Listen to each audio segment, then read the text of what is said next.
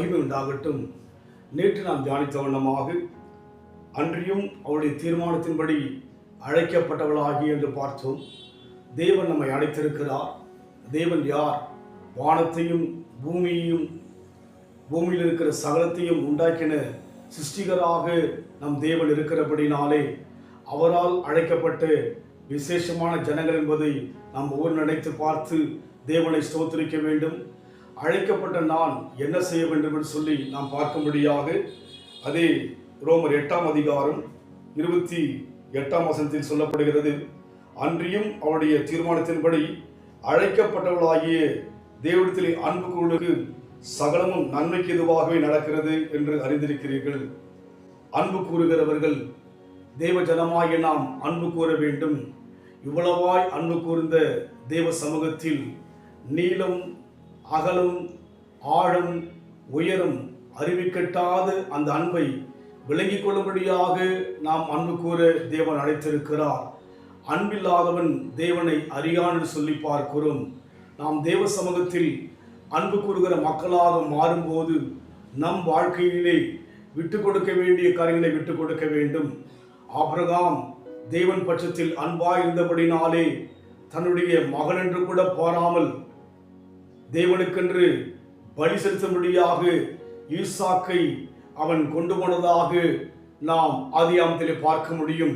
காரணம், தன் அன்பை பிரதிபலிக்க மகன், ஒரே மகன், 100 வயதிலே ஆண்டவர் கொடுத்த மகன், சாராளுடைய கர்ப்பம் செத்து போன பிற்பாடு கொடுக்கப்பட்ட மகனாகிய ஈசாக்கை ஆண்டவர் பலி செலுத்தும்படியாக கேட்டபோது மனமுகந்து தன் மகனை கொண்டு போகிறான். காரணம், தேவன் மீது அவன் அன்பு கூர்ந்தபடினால். அதுபோல் நம் வாழ்க்கையில் கூட நாம் பலி செலுத்த வேண்டிய அவசியம் அல்ல. ஆண்டவரை அதிகமாக நேசிக்கின்ற மக்களாக ஆண்டவர் சொல்கிற வண்ணமாக முதலாவது தேவ ராஜ்யத்தையும் நீதியும் தேடுகின்ற தாகமுள்ள மக்களாக, எல்லாவற்றை விட தேவன்தான் மேன்மை என்று சிந்திக்கின்ற மக்களாக, அதோடு மாத்திரமல்ல தேவனுக்காக சகித்துக் கொள்ளுகிற மக்களாக, தேவனுக்காக பொறுத்து கொள்ளுகிற மக்களாக நாம் இருப்போம் என்று சொன்னால் அன்பு கூறுகிற அந்த பிரதிபலனை, அன்பு கூறுகிற அந்த பிரதிபலிப்பை நாம் தேவ சமூகத்திலே காண்பிக்க முடியும். அதனால் அவர் அழைப்புக்கு நாம் கொடுக்க வேண்டிய ஒரு காரியம் அன்பு கூறுகிற அனுபவம். தேவன் அன்பு கொடுத்து விட்டார். தேவன் அன்பாகவே இருக்கிறார். நம் அன்பு இன்னும் அதிகரிக்கும்படியாக அன்பு கூறுகிற அந்த அனுபவத்தில் போக நம்மை கொடுக்கும்.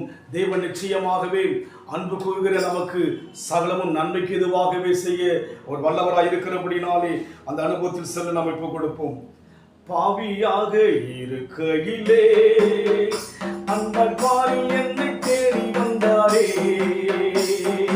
ஈசன் என்று தள்ளாமல் நேசனாக மாற்றிடவே, ஆஹா இயேசுவின் மகா அன்பிலே அதின் ஆழம் அறியலாகுமோ, இதற்கின்னை ஏதும் வேறில்லையே, இன்னை ஏதும் வேறில்லையே, ஆஹா இயேசுவின் மகா அன்பிலே அதின் ஆழம் அறியலாகுமோ, இதற்கின்னை ஏதும் வேறில்லையே,